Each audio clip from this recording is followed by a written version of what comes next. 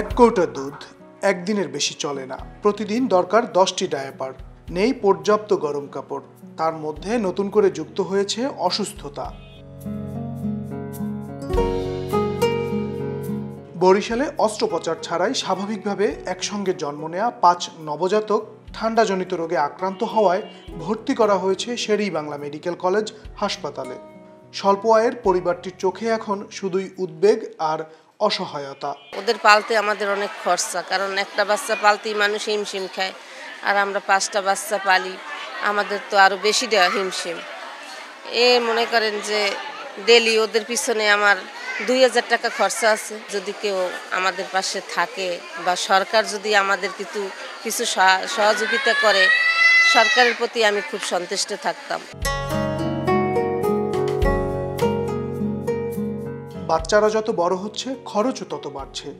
মুদি দোকানি পিতার সামান্য আয় দিয়ে তাদের ভরণ পোষণই কঠিন, চিকিৎসা ব্যয় দূরের কথা। যদিও হাসপাতাল কর্তৃপক্ষের সহায়তায় বিনামূল্যে দেয়া হয়েছে ঔষধ, তা পর্যাপ্ত নয় বলছেন পরিবার। আল্লাহ তাআলা আমাদের 5টি সন্তান দিয়েছে। 1.5 মাস খুব ভালোই ছিল। এখন 5 জনকে নিয়ে আমি একটু বরিশাল শের-ই-বাংলা আছি। তাদের ঠান্ডার কারণে নিউমোনিয়া হয়েছে। তাদের যে একটা খরচ আছে ওইটা চালাতে আমি একটু হিমশিম খাচ্ছি। আমার পক্ষে চালাতে একটু কষ্ট হচ্ছে। যদি কেউ একটু সহযোগিতা করতে পারেন তাহলে একটু আমার লোকে ভালো হতো। শিশুরা ঝুঁকিমুক্ত রয়েছে, তাদের চিকিৎসায় সব ধরনের ব্যবস্থা গ্রহণ করা হয়েছে।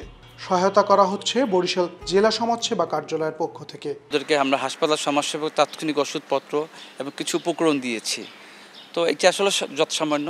আমরা আশা করব এখন তার অবস্থা, শারীরিক অবস্থা বেশ ভালো আল্লাহর রহমতে, এবং 2-1 দিনের মধ্যে তারা হাসপাতাল থেকে নিজ বাড়িতে চলে যাবে।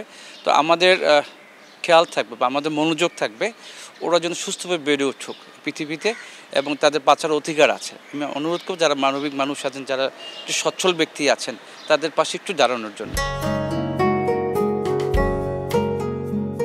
6 অক্টোবর পটুয়াখালীর বাউফলের বাসিন্দা সোহেল লামিয়া দম্পতির কোলজুড়ে একসঙ্গে আসে 5 নবজাতক। মেহেদী হাসান বাপ্পি, সময় সংবাদ, বরিশাল।